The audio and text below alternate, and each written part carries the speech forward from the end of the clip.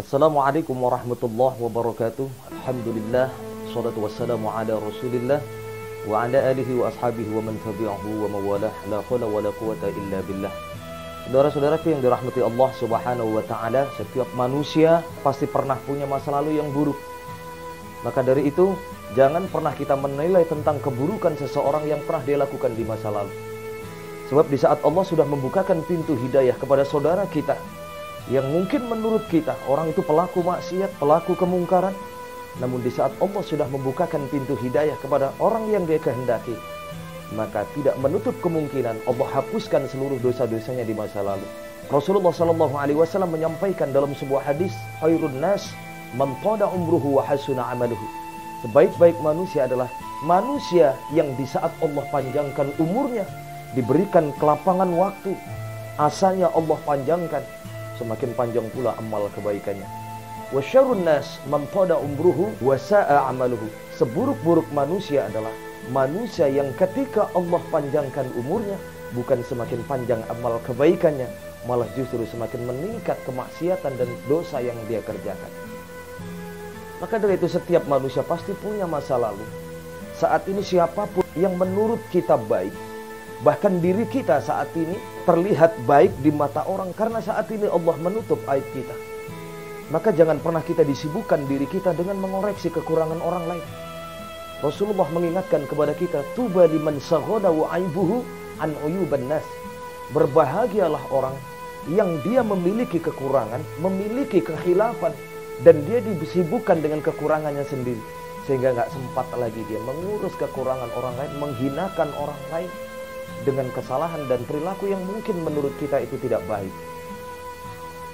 Ingatlah di saat kita melihat seseorang mungkin tidak baik, kita ingat pula keburukan kita. Bisa jadi kita punya sisi buruk yang lebih buruk daripada orang lain, yang tidak ada yang tahu kecuali hanya kita dengan Allah Subhanahu wa ta'ala.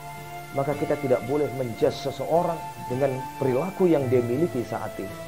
Sebab di saat Allah membukakan pintu hidayah, maka bisa jadi orang itu lebih baik pada diri kita. Sebuah maqalah mengatakan, la tahtakir mangdunaka falikulli syai'in maziyah. Jangan engkau menghinakan seseorang, jangan engkau merendahkan seseorang, sebab bisa jadi orang yang engkau rendahkan itu memiliki kelebihan lebih baik daripada dirimu. Setiap manusia pasti punya kekurangan, punya kelebihan. Di saat kita memandang remeh seseorang, bisa jadi kekurangan yang kita miliki dimiliki oleh orang yang kita pandang rendah tersebut.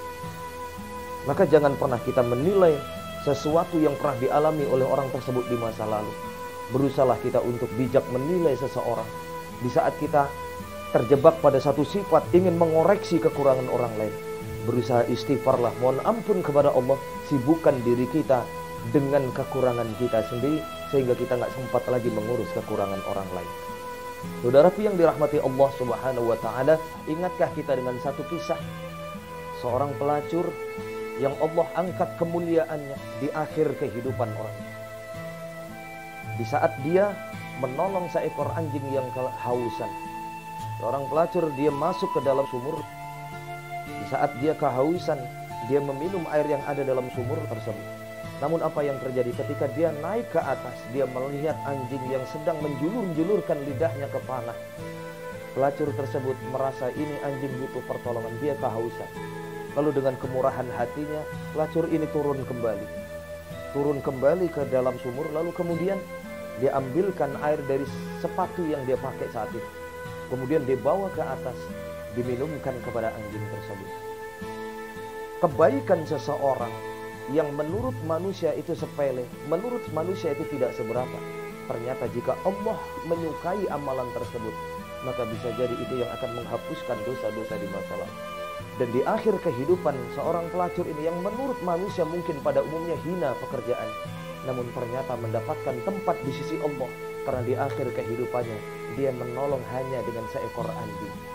Untuk itu jangan pernah kita menganggap remeh seseorang.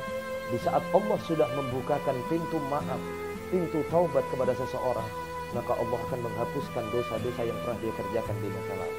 Mudah-mudahan kita istiqomah di jalan Allah di saat kita berusaha untuk memperbaiki diri kita, di saat kita berusaha untuk hijrah, maka tanamkan pada diri kita istiqomah untuk senantiasa konsisten menjalankan perintah Allah dan menjauhkan larangan Allah. Sebagaimana Rasulullah SAW menyampaikan intitharu awamirillah wajtinabi nawahihi.